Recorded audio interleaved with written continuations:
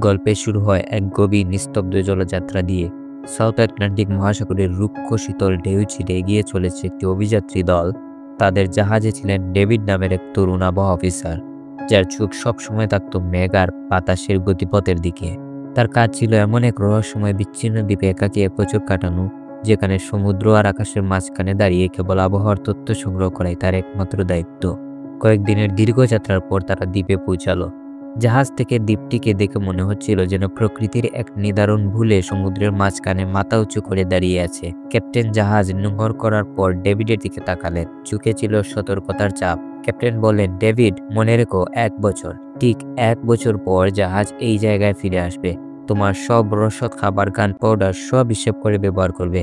এই জায়গাটা কেমন যেন ভয় ধরানো। দ্বীপটি সত্যিই যেন শূন্য ছিল। একটা কাক পক্ষীও দেখা যাচ্ছিল না, যেন প্রকৃতিও এই স্থানটিকে প্রত্যাখ্যান করেছে। সেখানে ছিল কেবল একটি পুরনো লাইট হাউস আর তার পাশে একটি ছোট্ট কাঠের ঘর। এই ঘরেই থাকার কথা ছিল ডেভিডের পূর্বসূরি আবহাওয়া অফিসার রবার্টের। কিন্তু ঘরটির দরজা খুলতেই এক অস্বস্তিকর নীরবতা তাদের ঘিরে ধরল।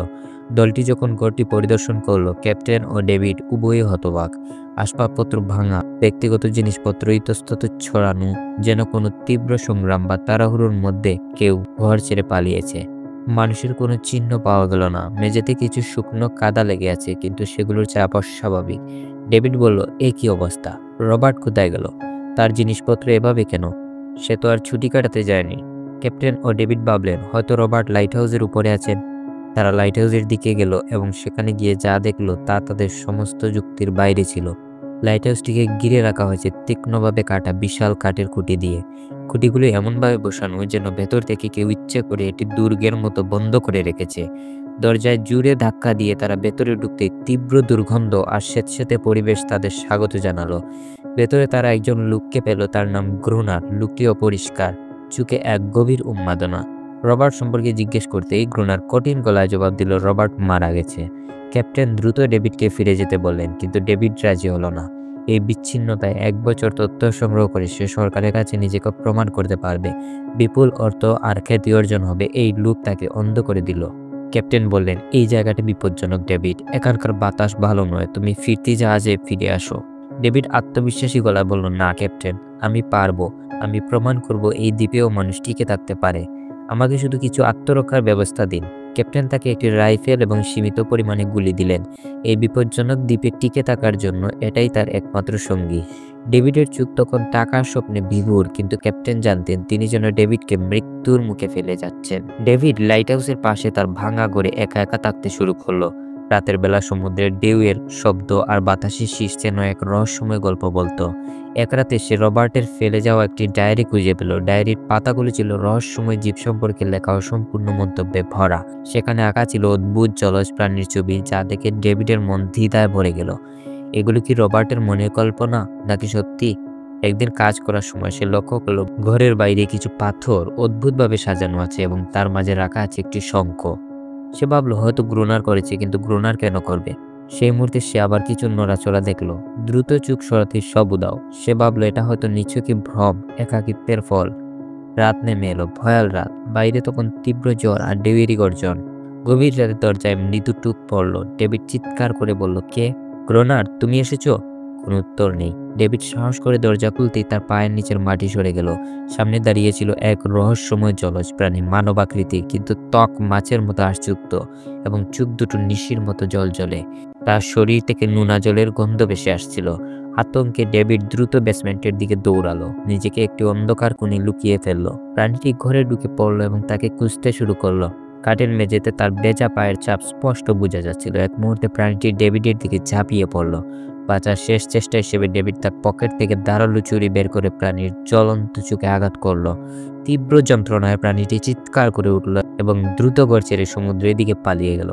কিন্তু ডেভিডের জানলার কাঁচ ভেদ করে তার চোখে ছুরি লেগে যাওয়ায় যে রক্ত ঝরেছিল তার রং ছিল কালো এবং ঘন। পরদিন সকালে ডেভিড ঘর থেকে বেরিয়ে এলো। মেঝেতে মানুষের নয় বরং অস্বাভাবিক আকারের পায়ের ছাপ, যা দেখে সমুদ্রের দিকে চলে গেছে। এখন সে বুঝলো কেন গ্রুনার লাইট হাউসের চারপাশে তীক্ষ্ণ কাঠ দিয়ে বেড়া দিয়েছিল। রবার্ট উন্মাদ ছিলেন না, বরং তিনি টিকে থাকার চেষ্টা করছিলেন। ডেভিড জানতো গ্রুনার তাকে লাইট হাউসের কাছে পছন্দ করে না। যখনই সে লাইট হাউসের দিকে যেত, গ্রুনার উপর থেকে জল ছিটিয়ে তাকে তাড়িয়ে দিত। এবার ডেভিডকে নিজেই ব্যবস্থা নিতে হলো। সে দ্রুত তার ঘরের সব জানালা কাঠ দিয়ে বন্ধ করলো, চারপাশে তীক্ষ্ণ কুটির বেড়া দিতে শুরু করলো, ঠিক গ্রোনারের লাইট হাউসের মতো। তার মধ্যে এক নতুন জেদ জন্ম নিল, বেঁচে থাকতে হবে। একদিন সে ঘরের ভাঙা মেঝের নিচে একটি পুরনো বক্স খুঁজে পেল। ভেতরে ছিল একটা অতিরিক্ত রাইফেল এবং প্রচুর গুলি। এটি তার বাঁচার আশা বহুগুণ বাড়িয়ে দিল। এখন তার হাতে শুধুমাত্র আত্মরক্ষা নয়, প্রতিরোধের ক্ষমতাও আছে। রাতে সে সমুদ্রের দিকে তাকিয়ে দেখলো জোয়ারের জল যখন নামছে তখন পানির ভেতর থেকে শত শত একই ধরনের অদ্ভুত প্রাণী বের হয়ে আসছে। তাদের সবার চোখ যেন এক নিদারুণ ক্ষুধা নিয়ে জ্বলছে। কিছুক্ষণের মধ্যেই তারা তার ঘরের দরজা ভাঙতে শুরু করলো। ডেভিড ভয়কে জয় করে তার নতুন রাইফেল থেকে গুলি চালাতে শুরু করলো।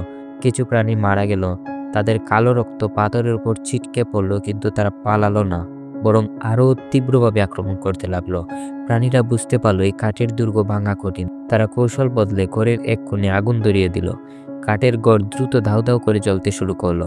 ডেভিড এক মুহূর্তে চাদর জড়িয়ে দ্রুত জানালার ফাঁক গলে বাইরে বের হয়ে প্রাণ বাঁচালো। তার ঘর পুড়ে ছাই হয়ে গেল, তার সব রসদ, খাবার, আরাম সব শেষ। এখন বাঁচার একটাই রাস্তা, লাইট হাউস। রাইফেল হাতে পাথরের আড়ালে সে লুকিয়ে অপেক্ষা করতে লাগলো। সে জানতো গ্রোনার একসময় জল আনতে বা রসদ নিতে বাইরে আসবে। একদিন একটি নারী প্রাণী গ্রোনারকে জল আনার সময় রক্ষা করতে তার সামনে দাঁড়ালো।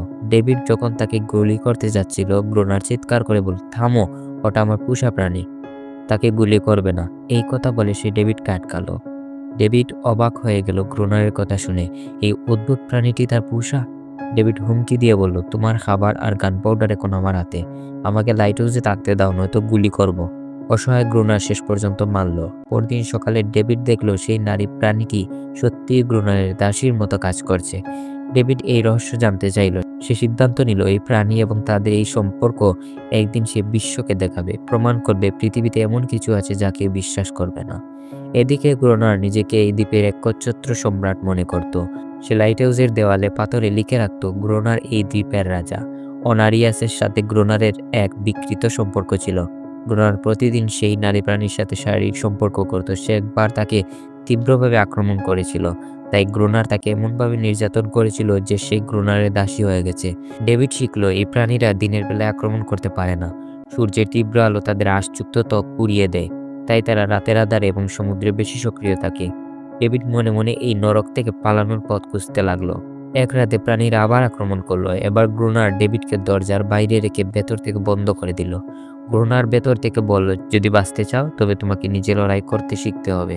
ডেভিড, এটা আমার রাজ্য আর আমার নিয়ম।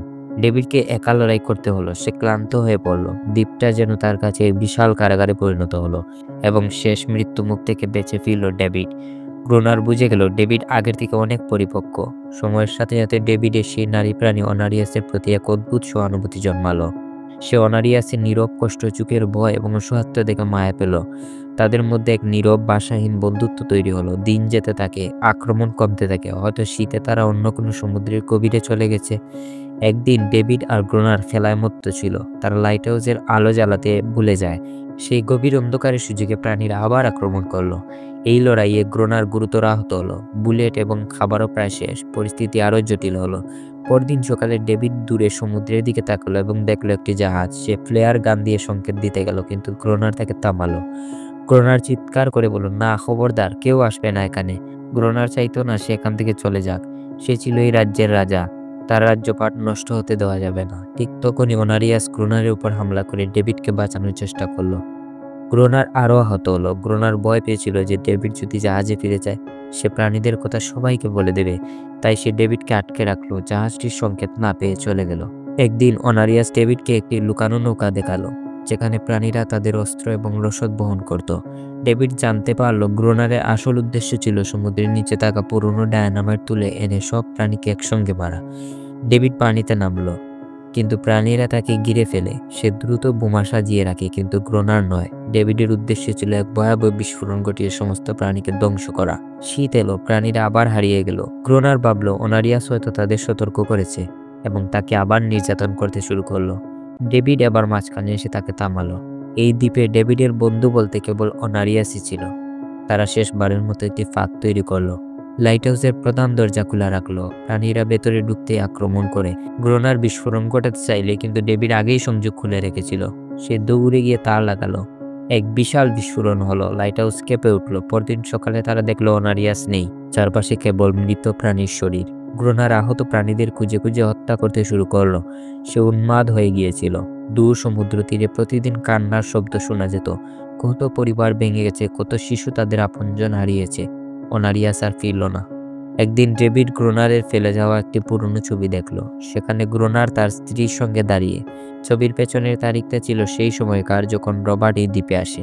ডেভিড এক চরম সত্য জানতে পারল। আগের আবহাওয়া অফিসার রবার্ট মরেনি, সেই এখন গ্রোনার। একা থাকতে থাকতে সে মানসিকভাবে ভেঙে পড়েছিল এবং নিজের পরিচয় ভুলে গিয়েছিল। নিজেকে এই রাজ্যের রাজা বানিয়েছিল। পরদিন ডেভিড দেখলো ছোট্ট নৌকাটি নেই, কিন্তু সেখানে একটি প্রাণী দাঁড়িয়ে তাকে দেখছে। তারা আর লড়াই চায় না, তারা শান্তি চায়। অনারিয়াস ও তার পুরো গ্রুপ সহ এলো। এবার কেউ আক্রমণ করলো না। ঠিক তখনই গ্রোনার বন্দুক নিয়ে এলো। সে চেয়েছিল লড়াই চলুক, কারণ তাতে সে নিজেকে রাজা মনে করতে পারত।